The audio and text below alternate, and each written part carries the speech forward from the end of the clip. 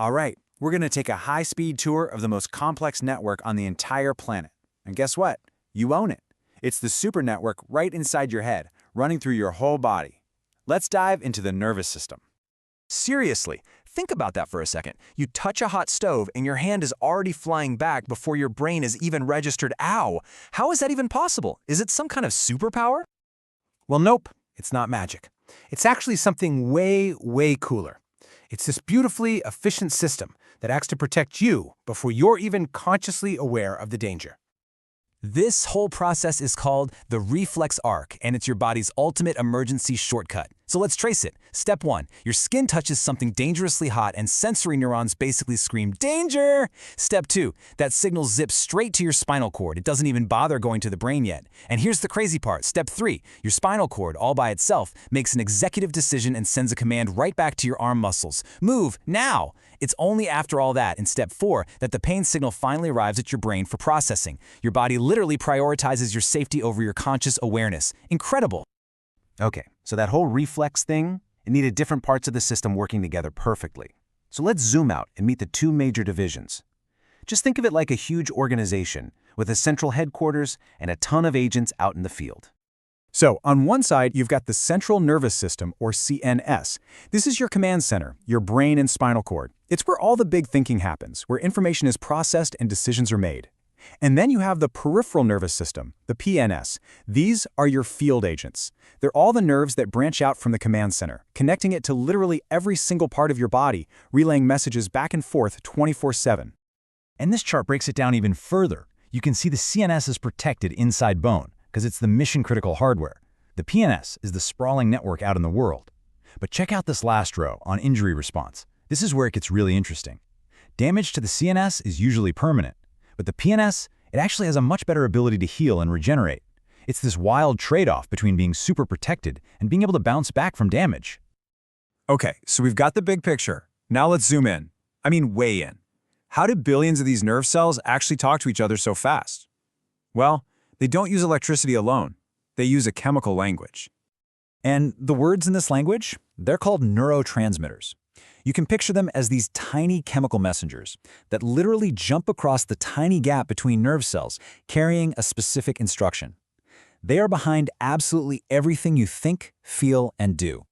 And these little messengers basically deliver one of three super simple commands. You've got your excitatory ones, which are like the hype man shouting, go, fire the message, pass it on. Then you have inhibitory messengers that act like a bouncer, saying stop, message ends here. And finally, you have modulatory ones. They're more like a sound engineer. They don't just yell go or stop, they tweak the whole conversation, fine-tuning how a big group of neurons communicates. Let's talk about some of the big names you've probably heard of. First up, dopamine. This is the reward messenger. It's that little chemical hit you get that tells you, hey, that was awesome, let's do that again. It's the engine behind motivation, learning, and that feeling of pleasure. Then we have serotonin. Think of this one as the great mood stabilizer. It's not about one single feeling, it's about regulating the whole system, influencing your mood, your anxiety, your sleep, even how hungry you feel. It keeps things on an even keel. And rounding out our trio, we have epinephrine, which you probably know better as adrenaline. This is your fight or flight fuel. When your body senses danger, like that hot stove from the beginning, epinephrine is what floods your system, jacking up your heart rate, sharpening your focus, and getting you ready for immediate, powerful action. So it's amazing that this same network handles reflexes and feelings. But how does it manage our most complex thoughts? You know, the stuff that isn't just an automatic reaction. Well, the answer lies in something called working memory. A psychologist named Alan Badley defined it like this. It's the temporary storage for information that you're actively working with to get something done. But honestly, the best way to think about it is this. It's your brain's mental notepad. It's a scratch pad where you can jot down and play with information that you need right here, right now. So what kind of stuff are we scribbling on this mental notepad all day? Things like remembering a phone number just long enough to type it into your phone, following all the steps to assemble that piece of furniture, or trying to plan your next 3 moves in a chess game.